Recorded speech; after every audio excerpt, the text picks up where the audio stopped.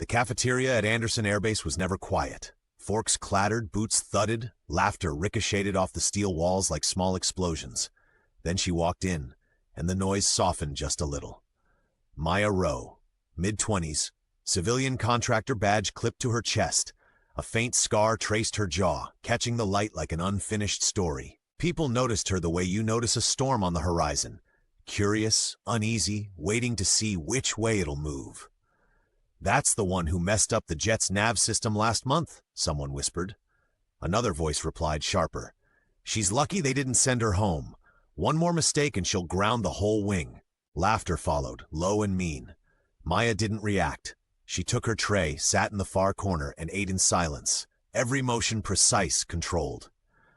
There was something in the way she moved, like she'd been trained not to waste energy on anything unnecessary.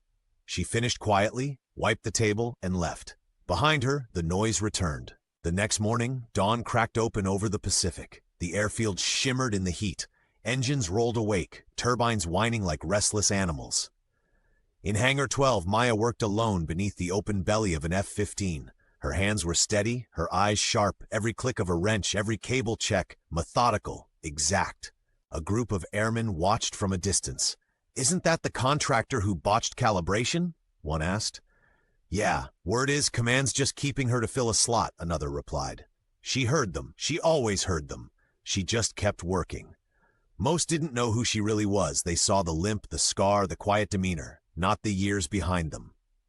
Before the civilian badge, she wore a uniform like theirs. 8 years in service, 3 deployments, 1 crash in the Afghan mountains that changed everything. She dragged 2 men out of a burning wreck before it exploded. The third one, she never found. The blast shattered her leg and ended her flightline career. The Air Force gave her a medal and a discharge. Then she came back as a civilian, not for money, not for redemption, but because she didn't know how to stop serving. Captain Blake Monroe was the kind of man who filled a room before he entered it. Loud, confident, the kind who turned every order into a performance. One afternoon, he spotted her working under an open wing and called out loud enough for everyone to hear. "Hey, Rowe, try not to break anything this time." Laughter rippled through the hangar. She didn't look up. "Yes, sir," she said evenly. That tone, calm, professional, detached, got under his skin. He wanted to see her flinch. She didn't. From the control room above, Wing Commander Aaron Doyle watched the exchange quietly. He'd seen enough young officers mistaking arrogance for authority. "She's been out there before," he murmured to his aide. "Sir, she moves like someone who's seen a fire you can't put out." Days turned into weeks. The whispers didn't stop, but neither did she. Maya came before sunrise, logged every inspection by hand, double-checked every sensor. She stayed long after others clocked out. Some mocked her for it. Others just ignored her. But the jets she touched always flew smoother than they did before. At lunch, she sat alone, sketching wiring diagrams on napkins, then folded them neatly and threw them away. No one ever saw her raise her voice. No one ever saw her smile. She still stood at attention during the morning anthem. Civilian badge, but posture of a soldier. Old habits never left her. They just changed uniforms. Then came the morning everything shifted. One of Monroe's F-15s glitched mid-preflight. Navigation refused to sync. He barked orders at the tech team. Nothing worked. Finally, he pointed at Maya. "You fix it." Her response was calm as always. "Yes, sir." She approached the jet, grounded the cables, connected the test module, and started recalibrating. Monroe watched with folded arms, waiting for her to stumble. She didn't. She caught a faulty ground wire near the IMU, something no diagnostic had flagged, tightened it, reset the system, rebooted. All green lights. She stepped down. "It's fixed." The hangar went quiet. Even Monroe had nothing to say. By afternoon, the story twisted again. She just got lucky. Monroe probably fixed it first. They went easy on her. The myth of her incompetence was easier to keep than the truth of her skill.